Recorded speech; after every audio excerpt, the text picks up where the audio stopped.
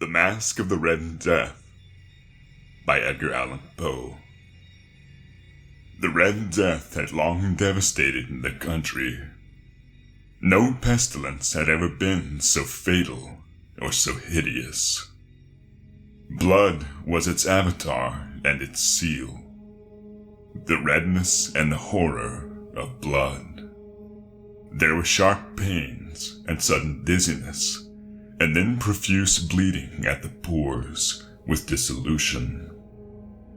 The scarlet stains upon the body, and especially upon the face of the victim, were the pest ban which shut him out from the aid and from the sympathy of his fellow men. And the whole seizure, progress, and termination of the disease were the incidents of half an hour. But the Prince Prospero was happy and dauntless and sagacious.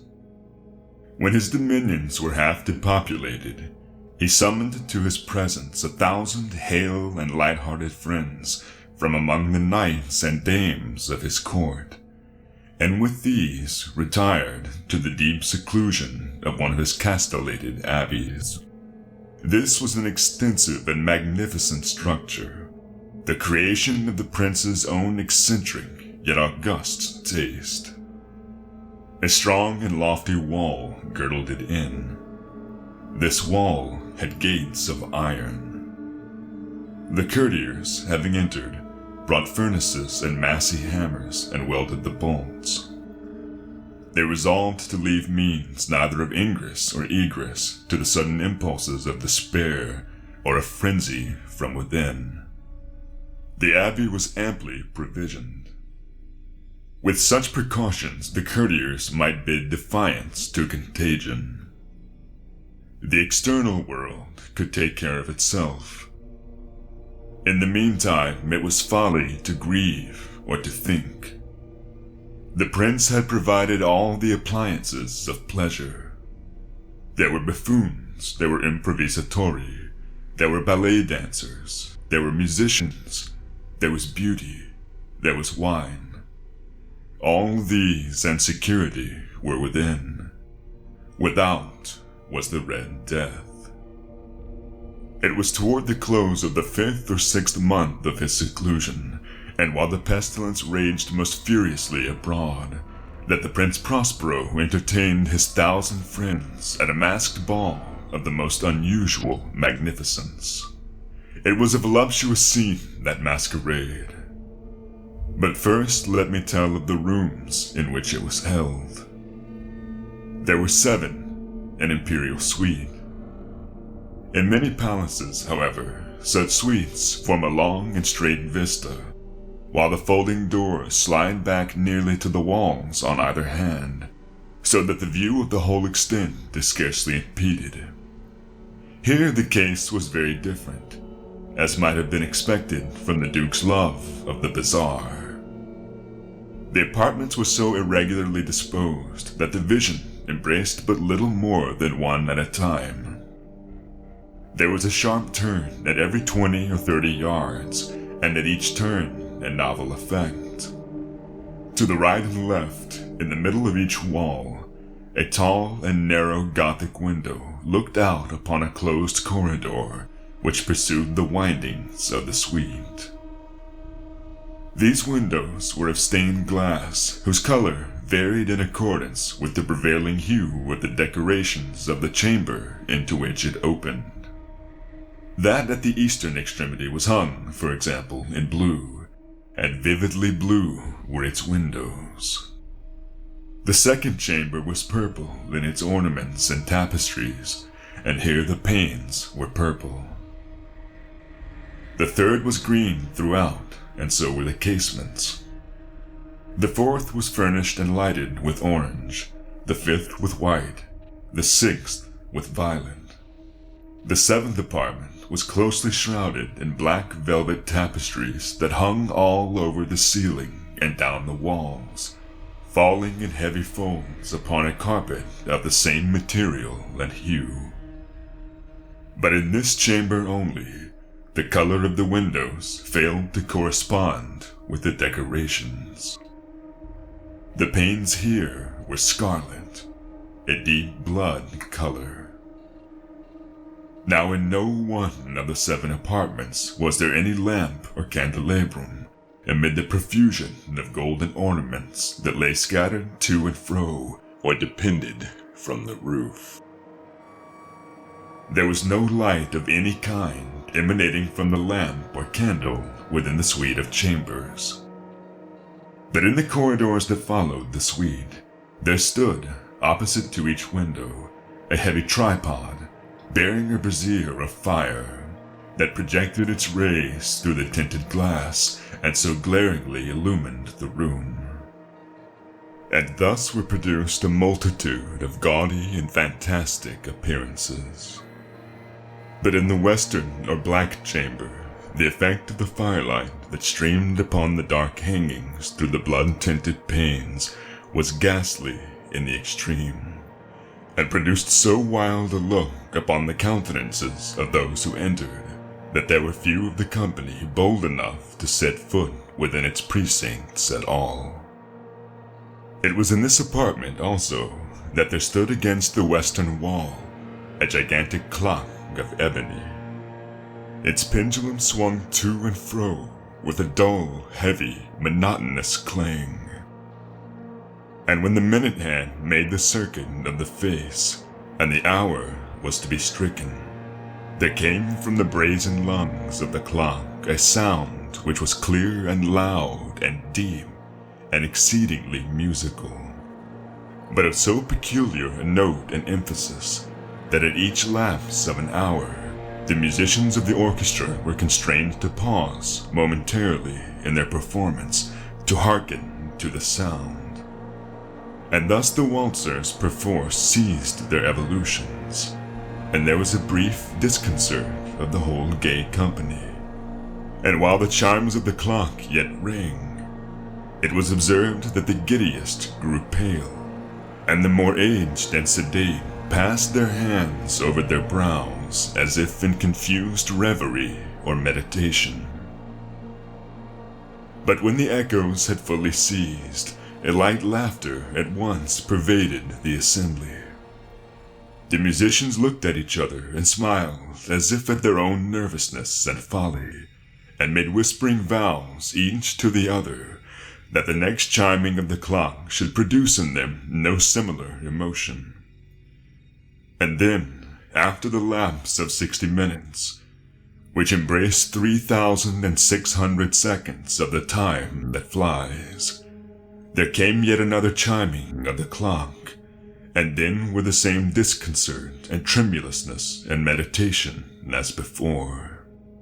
But, in spite of these things, it was a gay and magnificent revel.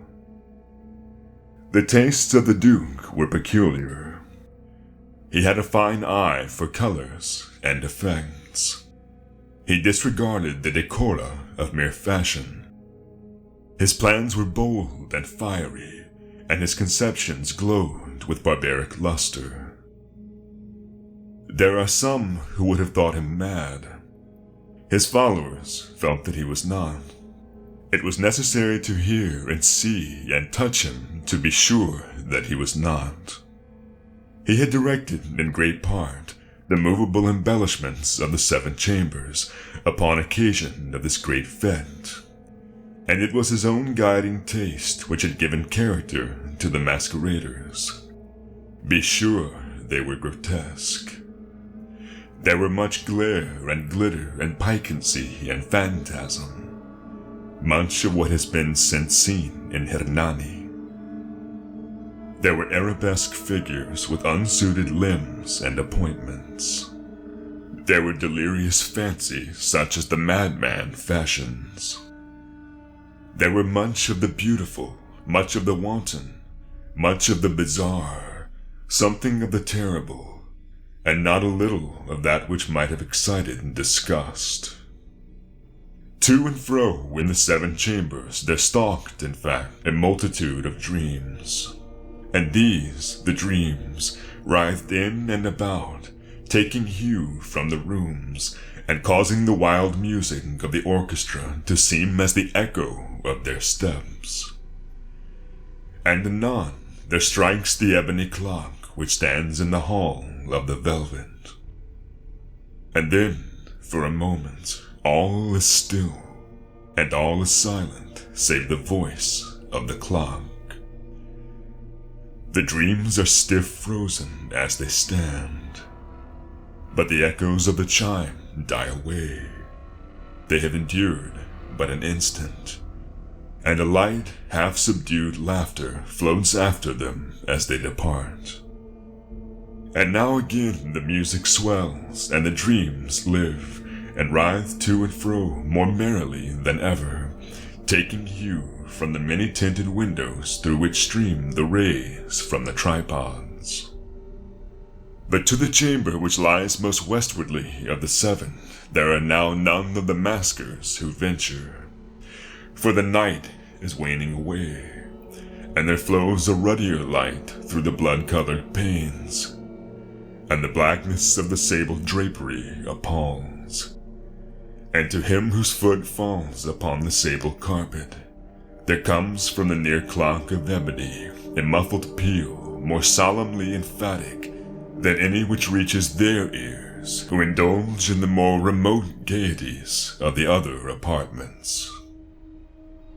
But these other apartments were densely crowded, and in them beat feverishly the heart of life. And the revel went whirlingly on, until at length there commenced the sounding of midnight upon the clock. And then the music ceased, as I have told, and the evolutions of the waltzers were quieted, and there was an uneasy cessation of all things as before. But now there were 12 strokes to be sounded by the bell of the clock. And thus it happened, perhaps, that more of thought crept, with more of time, into the meditations of the thoughtful among those who reveled. And thus too it happened, perhaps, that before the last echoes of the last chime had utterly sunk into silence, there were many individuals in the crowd who had found leisure to become aware of the presence of a masked figure which had arrested the attention of no single individual before.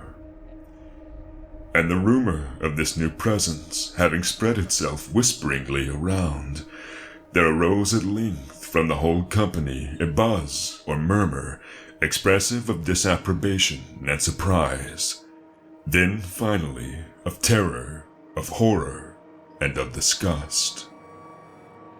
In an assembly of phantasms such as I have painted, it may well be supposed that no ordinary appearance could have excited such sensation. In truth, the masquerade license of the night was nearly unlimited, but the figure in question had out-Heroded Herod, and gone beyond the bounds of even the prince's indefinite decorum. There are chords in the hearts of the most reckless which cannot be touched without emotion. Even with the utterly lost, to whom life and death are equally jests, there are matters of which no jest can be made. The whole company, indeed, seemed now deeply to feel that in the costume and bearing of the stranger, neither wit nor propriety existed. The figure was tall and gaunt, and shrouded from head to foot in the habiliments of the grave. The mask which concealed the visage was made so nearly to resemble the countenance of a stiffened corpse that the closest scrutiny must have had difficulty in detecting the cheat. And yet all this might have been endured, if not approved, by the mad revelers around. But the mummer had gone so far as to assume the type of the Red Death. His vesture was dabbled in blood, and his broad brow, with all the features of the face, was besprinkled with the scarlet horror. When the eyes of Prince Prospero fell upon this spectral image, which, with a slow and solemn movement, as if more fully to sustain its role, stalked to and fro among the waltzers, He was seen to be convulsed in the first moment with a strong shudder, either of terror or distaste, but in the next his brow reddened with rage. "Who dares?" he demanded hoarsely of the courtiers who stood near him. "Who dares insult us with this blasphemous mockery? Seize him and unmask him, that we may know whom we have to hang at sunrise from the battlements." It was in the eastern or blue chamber in which stood the Prince Prospero as he uttered these words. They rang throughout the 7 rooms loudly and clearly, for the prince was a bold and robust man, and the music had become hushed at the waving of his hand. It was in the blue room where stood the prince, with a group of pale courtiers by his side. At first, as he spoke, there was a slight rushing movement of this group in the direction of the intruder, who at the moment was also near at hand, and now, with deliberate and stately step, made closer approach to the speaker. But from a certain nameless awe with which the mad assumptions of the mummer had inspired the whole party, there were found none who put forth hand to seize him, so that unimpeded he passed within a yard of the prince's person. And while the vast assembly, as if with one impulse, shrank from the centers of the rooms to the walls, he made his way uninterruptedly, but with the same solemn and measured step which had distinguished him from the first, through the blue chamber to the purple, through the purple to the green, through the green to the orange, through this again to the white, and even thence to the violet, ere a decided movement had been made to arrest him. It was then, however, that the Prince Prospero, maddening with rage and the shame of his own momentary cowardice, rushed hurriedly through the 6 chambers, while none followed him on account of a deadly terror that had seized upon all. He bore aloft the drawn dagger and had approached in rapid impetuosity to within 3 or 4 feet of the retreating figure, when the latter, having attained the extremity of the velvet apartment, turned suddenly and confronted his pursuer. There was a sharp cry, and the dagger dropped gleaming upon the sable carpet, upon which, instantly afterward, fell prostrate in death the Prince Prospero. Then, summoning the wild courage of despair, a throng of the revelers at once threw themselves into the black apartment, and seizing the mummer, whose tall figure stood erect and motionless within the shadow of the ebony clock, gasped in unutterable horror at finding the grave cerements and corpse-like mask, which they handled with so violent a rudeness, untenanted by any tangible form. And now was acknowledged the presence of the Red Death. He had come like a thief in the night, and one by one dropped the revelers in the blood-bedewed halls of their revel, and died each in the despairing posture of his fall. And the life of the ebony clock went out with that of the last of the gay, and the flames of the tripods expired, and darkness and decay and the Red Death held illimitable dominion over all.